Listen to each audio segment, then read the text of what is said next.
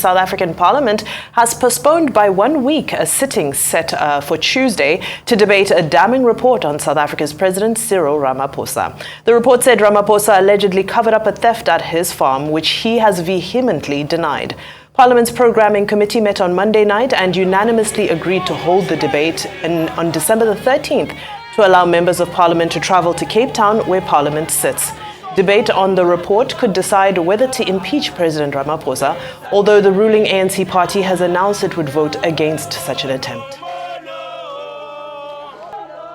Joining us now to discuss this is Arise South Africa analyst Mxolisi Masango. Good to have you on the show. Welcome. Now, let's get straight into it. There are so many moving pieces to this story, but I'd like to start by quoting Julius Malema, who said, very frankly, the president is taking his own parliament to court. Now, this decision by President Cyril Ramaphosa to challenge the findings of the panel, is this an abuse of the Constitutional Court, in your opinion? And secondly, is this undermining the sovereignty of Parliament to, go through the motions with this process? Well, yes and no. The answer is really twofold. I mean, it is a democratic country. So he is, if he wants to exercise his power, he can do that, rightfully so, through the courts. But what is also particularly interesting about this right now is that the president has decided to petition the highest court in the land, which is the highest decision-making body, which is the Constitutional Court. Now, there are various courts that this particular matter could have went through first before it gets straight to the Constitutional Court. So then you would wonder whether or not he would also be successful around petitioning the highest court in the land, which is the Constitutional Court. It's very strange. Look, I tell you right now, seeing that he has petitioned the Constitutional Court to run this particular matter. Now, as we also do know, is that Parliament right now is quite divided on whether or not Ramaphosa should be stepping down or should be impeached as the president of the country. Now, this is also at a time where, the stage is set for that all-important National Elective Conference, which is happening just this next week.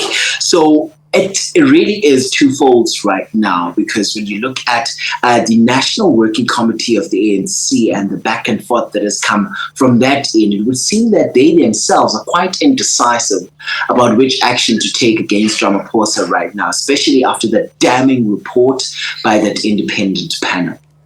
Well said. Now, I'm just wondering, this decision that was made by ANC regarding lawmakers, they're saying it's in the interest of South Africa, but seeing that it was not a unanimous one, how true is this?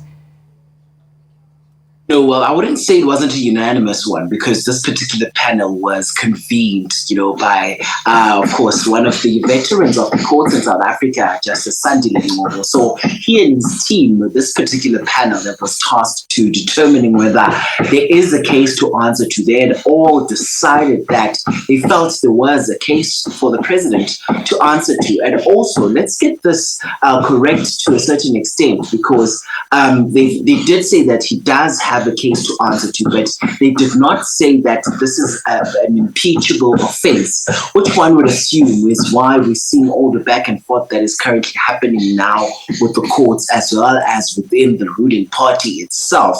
So right now, the onus stands on the ruling party themselves to get their house in order, particularly. Okay, Mxolisi Masango, thank you so much for that insight from South Africa, Rise South Africa analyst. We look forward to hearing more from you.